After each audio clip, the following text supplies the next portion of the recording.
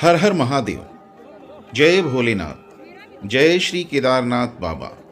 मित्रों, इस वीडियो में केदारनाथ यात्रा की पूरी जानकारी दी गई है। केदारनाथ कैसे जाएं, केदारनाथ कैसे पहुंच सकते हैं आप, और किस जगह पर आप रुकें, कौन कौन सी जगह मिलेंगे रास्ते में, और मित्रों hotel GBM dormitory guest house के बारे में मैं आपको बताऊंगा।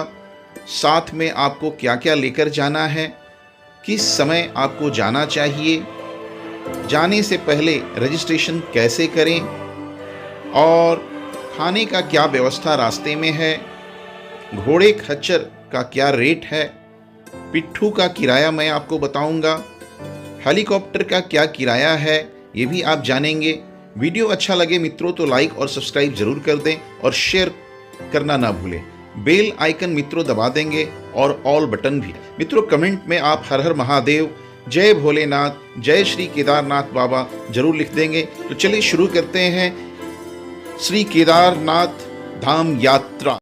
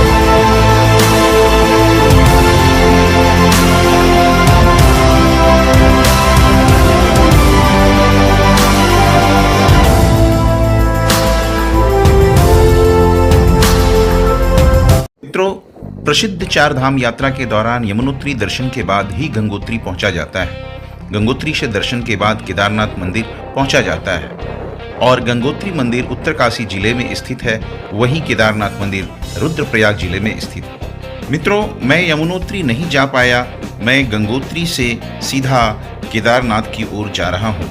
हमने हरिद्वार से गंगोत्री का वीडियो हमने डाला हुआ है, डिस्क्रिप्शन बॉक्स में उसके लिंक दिए हुए हैं, आप उस वीडियो को देख सकते हैं। मित्रों, गंगोत्री मंदिर के लिए किसी भी प्रकार का पैदल ट्रैक नहीं करना होता, जबकि केदारनाथ मंदिर के लिए गौरीकुंड से करीब 16 से 18 किलोमीटर का पैदल ट्रैक आपको करना पड़ता है। गंगोत्री से केदारनाथ की न्यूनतम सड़क मार्ग दूरी जो है 322 किलोमीटर, और प्लस 16 से 18 किलोमीटर आप पैदल ट्रैक आपको करना ही पड़ेगा। उत्तरकाशी से केदारनाथ की न्यूनतम सड़क मार्ग की दूरी जो है 222 किलोमीटर, और फिर आपको वहां पहुंचकर 16 से 18 किलोमीटर पैदल ट्रैक करना पड़ेगा। गौरी कुंड से केदारनाथ की दूरी आपको 16 से 18 किलोमीटर आपको मित्रों पैदल ट्रैक करना पड़ेगा। ऋषिकेश से केदारनाथ की न्यूनतम सड़क मार्ग दूरी जो है 216 किलोमीटर, और प्लस आप इसमें 16 से 18 किलोमीटर आप जोड़ लीजिए जो आपको पैदल ट्रैक करना पड़ेगा। गंगोत्री से केदारनाथ की दूरी को अधिकतर लोग चार धाम यात्रा के दौरान सड़क मार्ग द्वारा ही तय करते हैं। हालांकि हेलीकॉप्टर या सड़क मार्ग द्वारा भी काफ़ी यात्री यह दूरी आसानी से तय कर लेते हैं। गंगोत्री से केदारनाथ जाने के लिए टैक्सी या निजी वाहन द्वारा सफर करना सबसे अच्छा माना जाता है। मित्रों, गंगोत्री से केदारनाथ के बीच किसी भी प्रकार की रेलवे सुविधा अभी उपलब्ध नहीं है। गंगोत्री या केदारनाथ पहुंचने के लिए निकटतम रेलवे स्टेशन देहरादून या ऋषिकेश रेलवे स्टेशन ही है। गंगोत्री से केदारनाथ के बीच किसी भी प्रकार की फ्लाइट सुविधा उपलब्ध नहीं है। गंगोत्री या केदारनाथ पहुंचने के लिए निकटतम हवाई अड्डा आपको देहरादून का जॉली ग्रांट हवाई अड्डा है। केदारनाथ धाम डायरेक्ट हेलीकॉप्टर से भी पहुंचा जा सकता है, इसकी बुकिंग आप ऑनलाइन कर लें तो ज़्यादा अच्छा रहेगा। मित्रों, सियालसर में मैं इसी GMBN के गेस्ट हाउस में ठहरा। उत्तरकाशी से 2 रास्ता है, लंबगांव, श्रीनगर, रुद्रप्रयाग, और दूसरा जो है उत्तरकाशी से होते हुए तिलवारा, अगस्तमुनि, उत्तरकाशी, कालीमठ, फाटा और उसके बाद सोनप्रयाग। GMBN का गेस्ट हाउस आपको काफ़ी साफ़ सुथरा मिलेगा। ये सियालसर में मैं इसी गेस्ट हाउस में मैं ठहरा, और ये मंदाकिनी नदी के बिल्कुल किनारे में है। मित्रों, GMBN जो गेस्ट हाउस है ये उत्तराखंड सरकार का होता है। इसका रेंट जो है किराया एक दिन का 3 से 4 हज़ार रुपये होता है। बहुत ही साफ सुथरा होता है ये। और यहाँ पर मैं इसलिए लिया क्योंकि सामने आपको हिमालय पर्वत के दर्शन भी हो जाएंगे और बगल से मंदाकिनी नदी बह रही है। इसका पता मैं डिस्क्रिप्शन बॉक्स में डाल दूंगा फ़ोन नंबर के साथ।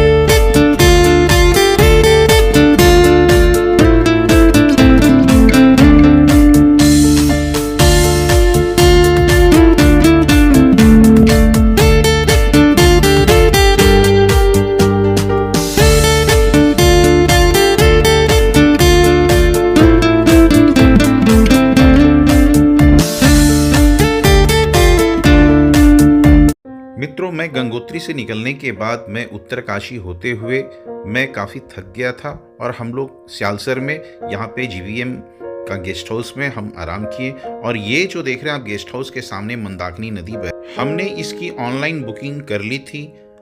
आप भी अगर ठहरना चाहते हैं इसमें जाने के वक्त तो आप ऑनलाइन बुकिंग कर लीजिएगा। आप रुद्रप्रयाग में भी ठहर सकते हैं, सियालसर में भी ठहर सकते हैं। रात को हमने यहाँ पर चावल रोटी दाल सब्जी खाया और सुबह आलू के पराठे हम लोगों ने लिए।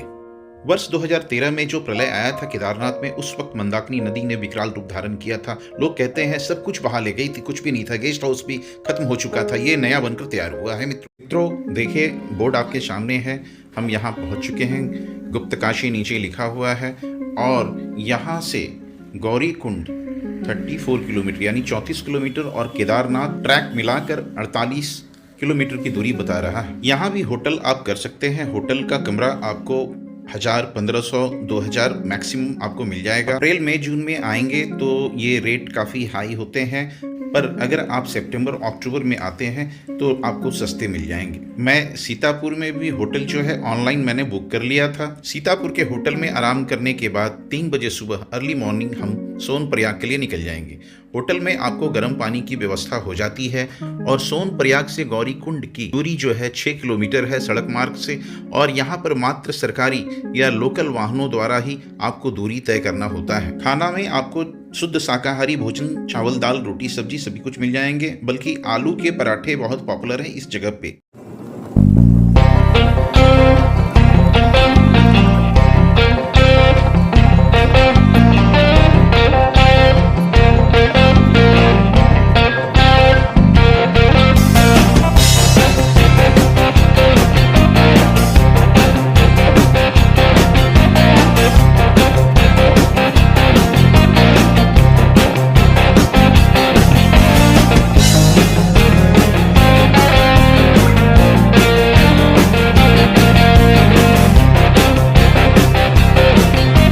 दोस्तों ये देखिए, हिमालय सफ़ेद चादर सा ढका हुआ, ये बिल्कुल सफ़ेद बर्फ से ढका हुआ पहाड़ है। और यहाँ पे पार्किंग है सोनप्रयाग में, और जितनी भी जो गाड़ियाँ आती हैं उनकी पार्किंग सोनप्रयाग में ही होती है मित्रों, ठीक है। और सोनप्रयाग में होता यूँ है कि जब आप अप्रैल मई जून में आते हैं तो गाड़ी पार्किंग करने की जगह नहीं मिल पाती है, और अक्टूबर नवंबर में तो उतनी भीड़ होती नहीं है, इसलिए आप वहाँ पर पार्किंग आराम से कर सकते हैं। और यहाँ से आप जो है आप जितनी जल्दी हो सके आप अपनी गाड़ी लगा लें। दोस्तों हम गौरी कुंड पहुँच चुके हैं। आप बोर्ड देख रहे हैं केदारनाथ 16 किलोमीटर पैदल मार्ग, और यहाँ से पहला पड़ाव जो आपको मिलेगा गौरी कुंड से 4 किलोमीटर की दूरी पर जंगल चट्टी, भैरव चट्टी भी कहते हैं उसको। और वहाँ जंगल चट्टी, भैरव चट्टी से फिर 3 किलोमीटर आपको भीमबली पड़ेगा, और फिर भीमबली से 4 किलोमीटर की दूरी पे लीनचौली पड़ेगा, और लीनचौली से 4 किलोमीटर की दूरी पर आपको बेस कैंप, और बेस कैंप के बाद फिर आपको 1 किलोमीटर के बाद केदारनाथ मंदिर। यहाँ से आपको पिट्ठू मिल जाएगा। किराया जो है 9000 से 15000 के बीच में पर वजन के हिसाब से ये किराया लेते हैं दोस्तों। यहाँ से आपको घोड़े खच्चर मिल जाएंगे जिसका किराया सरकार ने फिक्स किया हुआ है 3000 रुपये। और जब आप जाएं तो गर्म कपड़े आप लेना ना भूलेंगे, अपने साथ कुछ ड्राई फ्रूट्स वगैरह रख लेंगे। मेडिसिन्स जो ज़रूरी है, फीवर, दर्द, पेट की दवा, कोल्ड की दवा गर्म कपड़े में जैकेट, टोपी ये सब ले लेंगे आप। एक टॉर्च भी साथ में रख लीजिएगा और रेनकोट जरूर ले लीजिएगा मित्रों। और जाने से पहले आप ऑनलाइन रजिस्ट्रेशन जरूर करवा लीजिएगा ताकि आपको कोई दिक्कत ना हो। बिना रजिस्ट्रेशन करवाए जाने की अनुमति नहीं है, इसलिए रजिस्ट्रेशन जरूर करवा लेंगे। जब आप चलना शुरू करें तो अपने मोटे कपड़े जो हैं, जो गर्म कपड़े हैं, उसको आप अपने कैरी बैग में डाल लीजिएगा और रेनकोट को भी आप रख लेंगे कैरी बैग में। जब बारिश वारिश हो तो आप फिर आप पहन लीजिएगा। ऊपर जाने पे आपको ठंड लगेगी तो आपको मोटे कपड़े जो गर्म कपड़े हैं उसको पहनने की आपको ज़रूरत पड़ेगी। एक पानी का बॉटल आप रख लीजिएगा। वैसे तो पानी का बॉटल आपको मिल जाएगा 50 से 70 रुपये में, ऊपर थोड़ा महंगा मिलता है मित्रों। खाने में आपको मैगी और आलू पराठे मिल जाएंगे। वैसे मैगी मेरे ख्याल से 40 से 50 रुपए का मिलता है और आलू पराठे का भी रेट यही होता है।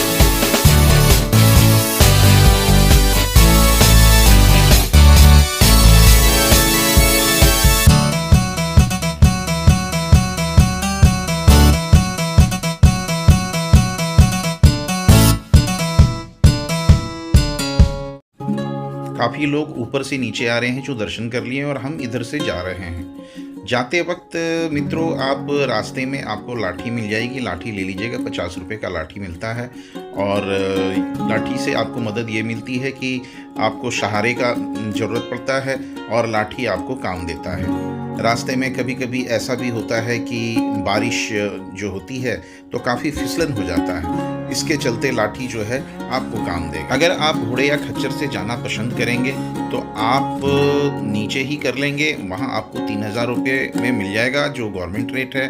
अदरवाइज़ अगर आप बीच रास्ते में करते हैं तो पहले तो ये है कि मिलना मुश्किल है और अगर मिल भी गया तो फिर ये बहुत ज़्यादा मांगते हैं पैसे। दोस्तों विहंगम दृश्य, क्या खूबसूरत नज़ारा है। आप देखिए, मैं दिखा रहा हूँ आपको ये अद्भुत नज़ारा केदारनाथ का। हम केदारनाथ के पास, बिल्कुल पास हम पहुँच चुके हैं और आप जहाँ तक नज़र दौड़ाएंगे आपको सफ़ेद चादर, बर्फ की परतें आपको नज़र आएंगी। ये ऊपर जो आप देख रहे हैं ये भैरवनाथ मंदिर है मित्रों।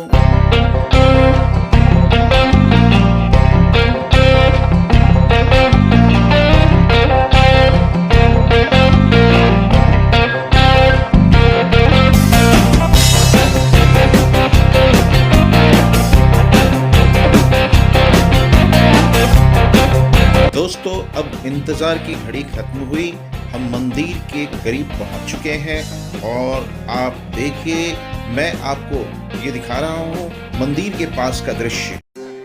दर्शकों मंदिर का दर्शन कीजिए। जय बाबा केदारनाथ, जय भोलेनाथ। ये सामने जो आप मंदिर देख रहे हैं ये सामने से प्रवेश करने का रास्ता है मंदिर के अंदर बाबा का दर्शन करने का, और उसके बाद फिर आपको दाहिने की ओर से फिर बाहर निकलना है। धार्मिक मान्यताओं के अनुसार केदारनाथ मंदिर को 12 ज्योतिर्लिंगों में 11वां माना जाता है। मान्यता है कि महाभारत के युद्ध में विजयी होने पर पांडव अपने भाइयों की हत्या से मुक्ति के लिए भगवान शिव का आशीर्वाद पाना चाहते थे, परंतु भगवान उनके कर्म से खुश नहीं थे, इसलिए वे केदारनाथ चले गए। पांडव भी उनके दर्शन के लिए केदारनाथ पहुंच गए। पांडवों को वहां पहुंचने पर भगवान शिव ने भैंसे का रूप धारण कर लिया, जिसके बाद वे अन्य पशुओं के बीच में चले गए ताकि पांडव भगवान शिव के उस रूप को ना पहचान पाए। कहते हैं कि भीम ने विशालकाय शरीर रूप धारण कर लिया, 2 पहाड़ों पर अपने पैर फैला दिए, जिसके बाद उस पहाड़ के नीचे से सभी पशु तो निकल गए लेकिन वहां मौजूद एक भैंस ने ऐसा नहीं किया। इसके बाद भीम पूरी शक्ति से भैंस की ओर झपटे, लेकिन वह जमीन में समाने लगा।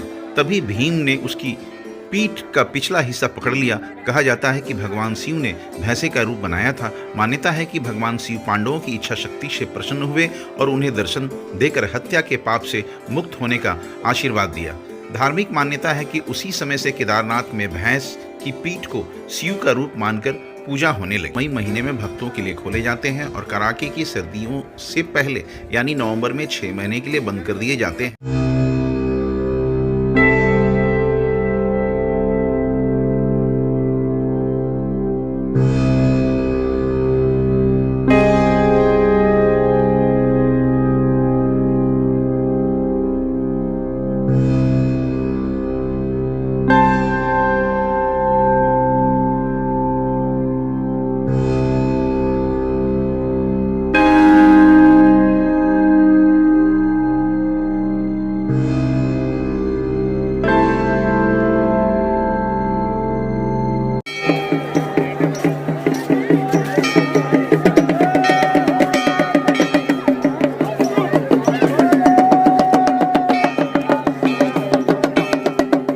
मंदिर के संदर्भ में पुराणों में यह भविष्यवाणी भी की गई थी कि एक समय ऐसा आएगा जब केदारनाथ धाम का समूचा क्षेत्र और तीर्थ स्थल लुप्त हो जाएंगे। यह तब होगा जब नर व नारायण पर्वत एक दूसरे से मिलेंगे, तब इस धाम का मार्ग बंद हो जाएगा। इस घटना के कई वर्षों बाद भविष्य बद्री नाम के तीर्थ का उत्थान होगा। मंदिर के आसपास आपको ठहरने का होटल मिल जाएगा, पर मैंने ऑनलाइन बुक किया था, 8,000 रुपया ये लिए थे और मैं 4 घंटे ही रुक पाया था। ये देखिए मित्रों, बर्फ़, ये जो देख रहे हैं आप, ये बर्फ़ जमा हुआ है मंदिर के पास और बड़े ऊंचे ऊंचे टीले लगे हुए हैं। और ये भीमशिला आपको दिख रहा होगा, भीमशिला, ये भीमशिला की कहानी आपको मालूम होगी। केदारनाथ धाम हर साल लाखों की संख्या में श्रद्धालु आते हैं। इस धाम के प्रति लोगों की अटूट श्रद्धा है, लेकिन जून 2013 में यहाँ आए भयंकर बाढ़ और भूस्खलन के बाद मंदिर के ठीक पीछे स्थित एक चट्टान के प्रति भी लोगों की श्रद्धा बढ़ गई और उसका नाम इन लोगों ने रख दिया भीमशिला और लोग इसकी पूजा करने लग गए। आइए जानते हैं कि आखिर कैसे होने लगी एक चट्टान की पूजा। मंदाकिनी घाटी में 16-17 जून यानी कि 2013 का दिन शायद ही किसी के जहन में कभी निकलेगा। बादल फटने के कारण केदारनाथ मंदिर से 5 किलोमीटर ऊपर चौराबाड़ी ग्लेशियर के पास एक झील बन गई। झील टूटने से उसका सारा पानी मलबे के साथ तेजी से नीचे आने लग गया था और उस मलबे के साथ नीचे आ रहे एक विशालकाय डमरूनुमा चट्टान, जिसका नाम भीमशिला है, मंदिर के पीछे करीब 50 फीट की दूरी पर। मंदिर के ठीक पीछे स्थित उस चट्टान को देखकर ऐसा प्रतीत होता है जैसे उसे वहां किसी ने रोक दिया हो। चट्टान के कारण बाढ़ का तेज पानी 2 भागों में कट गया। मंदिर के अंदर शरण में 500 लोगों के लिए यह चमत्कार ही था। महादेव की कृपा, महादेव ही जाने। महाविनाश की उस आपदा ने केदार घाटी में सब कुछ उजाड़ कर रख दिया था, लेकिन चट्टान ने मंदिर को ज्यों का त्यों खड़ा रखा। प्रलय के समय पत्थर की इस शिला ने बाढ़ के पानी तथा उसके साथ आने वाली बड़े बड़े पत्थरों को रोककर केदारनाथ मंदिर की रक्षा की थी। स्थानीय लोगों के अनुसार केदारनाथ मंदिर का निर्माण पांडवों ने करवाया था। उस रात भी मंदिर को बचाने के लिए महाबली भीम ने अपनी गदा को चट्टान के रूप में मंदिर के पीछे स्थापित कर दिया था। इसी कारण उस रात मंदिर और उसके अंदर शरण लिए लोगों को बचाने वाली इस चमत्कारी चट्टान को लोग भीमशिला कहते हैं। अगर आप हेलीकॉप्टर से केदारनाथ जाना चाहते हैं तो इसकी जानकारी मैं आपको दे देता हूँ। ये ऑनलाइन बुकिंग आप कर लेंगे तो ज़्यादा अच्छा रहेगा। गुप्तकाशी से श्री केदारनाथ का भाड़ा जो है करीब 8,000 रुपये राउंड ट्रिप, और फाटा से श्री केदारनाथ का भाड़ा जो है करीब 6,000 के करीब, और सरसी से केदारनाथ का भाड़ा 5500 आपको पड़ जाएगा। ये भाड़ा जो मैंने आपको बताया ये राउंड ट्रिप के भाड़ा है। केदारनाथ जाने के लिए आपको आधार कार्ड, फोटो और हेल्थ सर्टिफिकेट आपको ज़रूरत पड़ेगा। जिन महिलाओं की प्रेगनेंसी को 6 हफ्ते से ज़्यादा हो गए हैं वो इस यात्रा के लिए नहीं अप्लाई कर सकती। 13 साल से कम उम्र के बच्चे भी केदारनाथ की यात्रा पर नहीं जा सकते। 75 साल से ज़्यादा उम्र के बुजुर्गों का भी जाना वर्जित है। आप ऑनलाइन अप्लाई कर लेंगे, ज़्यादा अच्छा रहेगा, और उसकी फ़ोटोकॉपी रख लेंगे। ये घोड़ा पड़ाव है और ये काउंटर है, यहाँ घोड़े लगे हुए हैं। आपको यहाँ से टिकट पर्ची कटवा करके और फिर आपको घोड़े पर चढ़ना है। ये करीब 2,500 से 3,000 तक में हो जाता है एक आदमी का। मित्रों, मैं वीडियो हमारा जो है यहीं तक है। अगर आपको वीडियो अच्छा लगा हो तो आप लाइक और सब्सक्राइब जरूर कर देंगे और शेयर भी करेंगे, और कमेंट्स में आप जय भोलेनाथ, केदारनाथ बाबा और हर हर महादेव जरूर लिखेंगे। और जो भी ज़रूरी चीज़ें हैं मैं डिस्क्रिप्शन बॉक्स में आपको डाल दूँगा, आप वहाँ पर देख लें।